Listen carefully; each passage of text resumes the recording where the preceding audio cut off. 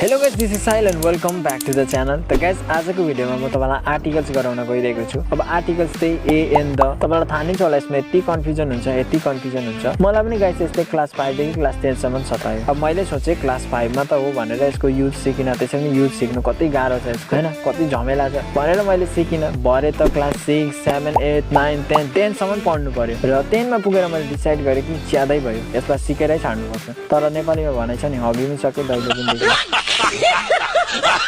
जे पनि यस अर्को पनि भनाइ छ कि सिकेको कुरा केही पनि व्यर्थमा जाँदैन. त्यतिखेर सिकेथे र आज तपाईहरुलाई यसरी सिकाउन सकिरहेछु. र यसैले भिडियोलाई एन्ड तक हेर्नुस्. म आजको भिडियोमा तपाईलाई आर्टिकल सिकाएर नै छाड्ने छु. र यस भिडियोलाई हेरे पश्चात तपाईले युट्युबमा अरु कुनै भिडियो हेर्नु पर्दैन यस आर्टिकल टपिक लिएर. ठीक छ? यसैले भिडियोलाई एन्ड तक हेर्नुस् विदाउट स्किप गरी. र भिडियो स्टार्ट गर्नु भन्दा अघि यदि तपाई हाम्रो च्यानलमा नयाँ हुनुहुन्छ भने च्यानललाई सब्स्क्राइब गरेर छेउको बेल आइकनलाई पनि क्लिक गर्नुहोस् जस्तो हाम्रो सबै लेटेस्ट अपडेटको जानकारी तपाई टाइममा पाउनुहुनेछ. So without wasting any more time let's get started. त गाइस आउनुहोस् आजको भिडियो स्टार्ट गरौँ. र आजको भिडियोमा हामी सिक्न गइरहेको छौं द आर्टिकल्स. र सबैभन्दा पहिला हामी यो जान्ने छौं आर्टिकल्स केलाई भनिन्छ र आर्टिकल्स के हो. A and the are usually called articles यानी कि ए एन्ड द चाहिँ आर्टिकल्स भनिन्छ. यिनीहरूलाई नै आर्टिकल्स भनिन्छ. र आजको भिडियोमा म तपाईलाई केवल ए र एन को युज मात्रै बताउने छु. यदि मैले द को पनि बताए भने भिडियो लामो हुन्छ र भिडियो बोरिङ हुन्छ र म बोरिङ भिडियो बनाउन चाहदिन. र यसको पार्ट 2 मा चाहिँ हामी द को बारेमा सिक्ने छौं. द को पूरा युज हामी सिक्ने छौं. तर आजको भिडियोमा हामी ए र एन को युज सिक्ने छौं. त्यसैले भिडियोलाई एन्ड तक हेर्नुस्. आजको भिडियोमा म यो ए र एन को युज तपाईलाई सिकाएर नै छाड्ने छु. ठीक छ? र आउनुहोस् आजको भिडियो स्टार्ट गरौँ. र ए र एन को युज हामी बेसिक देखि एडभान्स लेभल तक सिक्ने छौं. ए र एन को पहिलो युज छ कन्सोनेन्ट को अघि ए युज हुन्छ र भोवेल को अघि एन युज हुन्छ. यो त हामी सबैलाई नै थाहा छ. तर पनि हेरौँ. अब कन्सोनेन्ट कुन हो भन्दाखेरि B C D F G H J K L M N P Q R S T V W X Y Z यिनीहरू के हो कन्सोनेन्ट हो.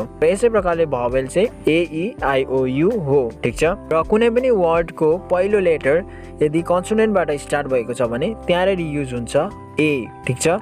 कन्सोनेन्ट भनेको मैले बताइहालेँ कुन हो. यसै प्रकारले कुनै पनि वर्डको पहिलो लेटर यदि भोवेल हो भने त्यसमा युज हुन्छ एन. ठीक छ? जस्तो इक्जाम्पल लिउँ मोबाइल. यसमा के युज हुन्छ पहिलो लेटर हेर्नुहोस् कन्सोनेन्ट छ त्यसो भए के भयो अ मोबाइल. यसै प्रकारले ब्याग ब्यागको पहिलो लेटर हेर्नुहोस् के हो बी बी के हो कन्सोनेन्ट के युज हुन्छ ए अ ब्याग. चेयरमा हेर्नुहोस् सी यो के हो कन्सोनेन्ट त्यसो भए के भयो अ चेयर. एप्पल यसको पहिलो लेटर हेर्नुहोस् के हो यो भोवेल भोवेलमा के युज हुन्छ एन त्यसो भए के भयो एन एप्पल. र अर्को छ ऑरेन्ज ऑरेन्जको पहिलो लेटर हेर्नुहोस् ओ छ ओ के हो भोवेलै हो त्यसो भए के युज हुन्छ एन युज हुन्छ त्यसो भए के भयो एन ऑरेन्ज. मलाई आशा छ तपाईले बुझ्नु हुँदैछ. ए र एन को आउनुहोस् अब नेक्स्ट युज सिकौं. र ए र एन को मिनिङ हुन्छ एउटा र केही चिजलाई यदि हामी एउटा हो भन्ने कुरा बताउन गइरहेछौँ भने त्यहाँ ए र एन को युज हुन्छ. मैले एउटा बाघ देखेँ यसको इंग्लिश के हुन्छ आई स अ टाइगर. मैले एउटा बाघ देखेँ एले यहाँ के बुझाइरहेछ एउटा बुझाइरहेछ. ठीक छ? यसै प्रकारले अर्को इक्जाम्पल छ म एउटा एप्पल खान्छु यानी कि म एउटा सेब खान्छु. यसको इंग्लिश के हुन्छ I will eat A use हुन्छ कि एन युज हुन्छ एन युज हुन्छ किनकि एप्पल को ए के हो भोवेल हो भोवेलसँग एन युज हुन्छ. मैले पहिल्यै फर्स्ट युजमै बताइहालेँ यिनीहरूको. त्यसो भए के भयो I will eat an apple म एउटा एप्पल खान्छु. अब कतिपल्ट हामी नेपालीमा एउटा भन्दैनौँ. ठीक छ? जस्तो तिमी के गर्दैछौ म लेटर लेखिरहेको छु यानी कि म चिठी लेख्दैछु. हामीले यहाँ भनिनौँ कि म एउटा चिठी लेख्दैछु तर इङ्ग्लिसमा हामीले ए नभई एन युज गर्नै पर्छ. जस्तो हाम्रो इक्जाम्पल थियो म चिठी लेख्दैछु. यसको इङ्ग्लिस हुन्छ I am writing a letter यानी कि म एउटा चिठी लेख्दैछु. भले हामीले नेपालीमा एउटा युज गरिनौँ तर इङ्ग्लिसमा एउटाको लागि ए नभई एन युज हुन्छै हुन्छ. ठीक छ? यो थियो यसको सेकेन्ड युज. मलाई आशा छ तपाईले बुझ्नु हुँदैछ. त आउनुहोस् अब हामी ए र एन को थर्ड युज सिक्ने छौं. यो अलिक एडभान्स छ ल. तपाईँ स्क्रिनमा हेर्नुहोस् त्यहाँ कतिपय वर्डहरू देख्दै हुनुहुन्छ होला. फर्स्ट छ एसएमएस सेकेन्ड छ एसबीआई थर्ड छ युनिभर्सिटी र फोर्थ छ अम्ब्रेला. अब यिनीहरूमा ए युज हुन्छ कि एन युज हुन्छ र म तपाईलाई 10 सेकेन्ड दिन्छु. यो 10 सेकेन्डको भित्र यसलाई सल्भ गर्नुहोस्.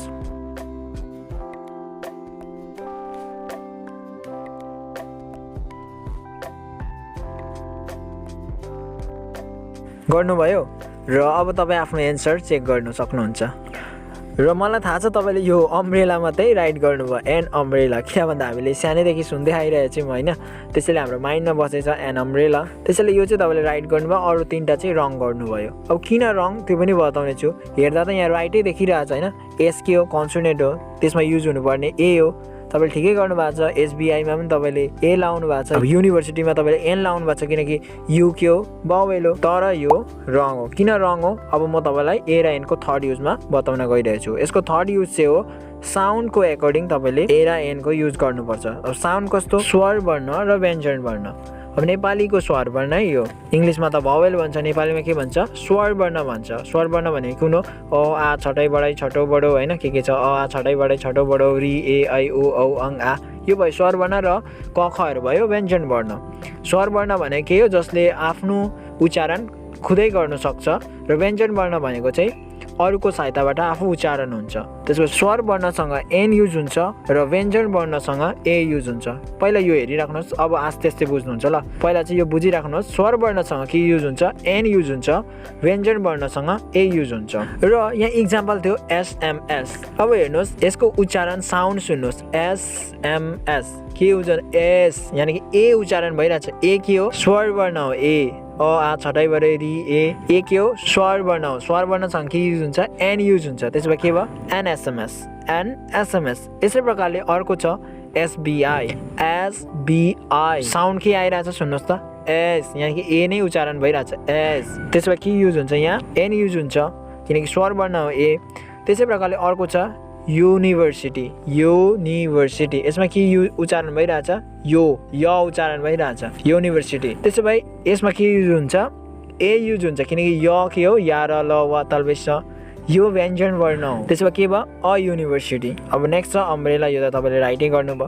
र यसै प्रकारले अरू दुई तीनटा हामी इक्जाम्पल लिनेछौँ ल। 1 रुपी नोट यसमा के युज हुन्छ भन्नुहोस् त ए युज हुन्छ। भलै यहाँ ओ देख्दैछ भावेल देख्नु हुँदैछ तर युज हुन्छ ए किनकि 1 व हैन व के हो व्यञ्जन वर्ण हो। मैले भने साउन्ड एकर्डिङ यसलाई गर्नुपर्छ। र यो थियो ए र एन को थर्ड युज र मलाई लाग्छ यसको युज कम्प्लिट भयो। पहिलो युज मैले बताएको थिएँ तपाईलाई कन्सोनेन्ट र भावेल साउन्ड यो तपाईलाई थाहा छ। त्यसमा ए र एन युज गर्नुपर्छ कन्सोनेन्टसँग ए र भावेलसँग एन। र अर्को युज बताए कि एक जब हामी केही एउटा कुरा बताउँछौँ त्यतिखेर ए र एन को युज हुन्छ। अनि थर्डमा मैले बताएँ कि साउन्ड एकर्डिङ साउन्ड पनि स्वर वर्ण र व्यञ्जन वर्ण नेपालीको ल। र स्वर वर्ण साथ एन युज हुन्छ र व्यञ्जन वर्णको साथ ए युज हुन्छ। र मैले इक्जाम्पल पनि तपाईलाई दिएँ। त गाइस अब म तपाईलाई ए र एन को लास्ट युज बताउन गइरहेछु। वास्तवमा ए को होइन एन को मात्रै। Words beginning with a silent H ठीक छ। यदि कुनै वर्डको स्टार्ट चाहिँ यदि सुरु चाहिँ एजबाट भएको होस् तर त्यो एज साइलेन्ट छ भने त्यसमा एन को युज हुन्छ। जस्तो कतिपय वर्ड छ नि आवर यानी घण्टा आवर यसमा के छ एज हेर्नुहोस् साइलेन्ट छ यसमा के हुन्छ एन आवर। जस्तो अनेस्ट हनेस्ट चाहिँ नपढ्नु चाहिँ यसलाई अनेस्ट एज यहाँ के छ साइलेन्ट छ त्यसो भए के युज हुन्छ यहाँ एन अनेस्ट। त्यसै प्रकारले अनरेबल मिनिस्टर यसमा पनि के छ साइलेन्ट एज साइलेन्ट छ त्यसो भए के भयो एन युज हुन्छ किनकि हेर्नुहोस् एजको पछाडि के छ ओ छ ओ के हो भावेल हो एन अनरेबल मिनिस्टर। बुझ्नु भयो नि। मलाई थाहा छ गाइस यो भिडियो तपाईँलाई धेरै नै हेल्पफुल भयो। यदि केही बुझ्नु भएन भने चाहिँ मलाई कमेन्ट गर्नुहोस् म कमेन्टमा नै तपाईँलाई बताइदिनेछु। र अब छ होमवर्क टाइम। स्क्रिनमा हेर्न सक्नुहुन्छ त्यहाँ 4टा सेन्टेन्स छ। यिनीहरूमा जे मैले आज सिकाएँ त्यसकै एकर्डिङ तपाईले त्यसको युजहरू गर्नुहोस् र मलाई कमेन्टमा पोस्ट गर्नुहोस्। म तपाईको चेक गर्नेछु तपाईले गर्नुभएको तपाईको यु वर्क म चेक गर्नेछु र केही गल्ती गर्नुभएको छ भने मिस्टेक गर्नुभएको छ भने म तपाईलाई कमेन्टमा नै बताइदिनेछु ठीक छ। र यसको पार्ट 2 आउँदैछ। पार्ट 2 मा हामी द को फुल युज सिक्नेछौँ र ती सबै कुरा जान्नलाई अभियसली हाम्रो च्यानललाई सब्स्क्राइब गरिदिनुहोस् र छेउको बेल आइकनलाई पनि क्लिक गर्नु जति पनि हाम्रोद्वारा हैन अपलोड गरेको भिडियोको नोटिफिकेसन तपाई सबैभन्दा पहिला पाउनुहुनेछ। र आजलाई यति नै। फेरि भेटौँ अर्को भिडियोमा। Thanks for watching।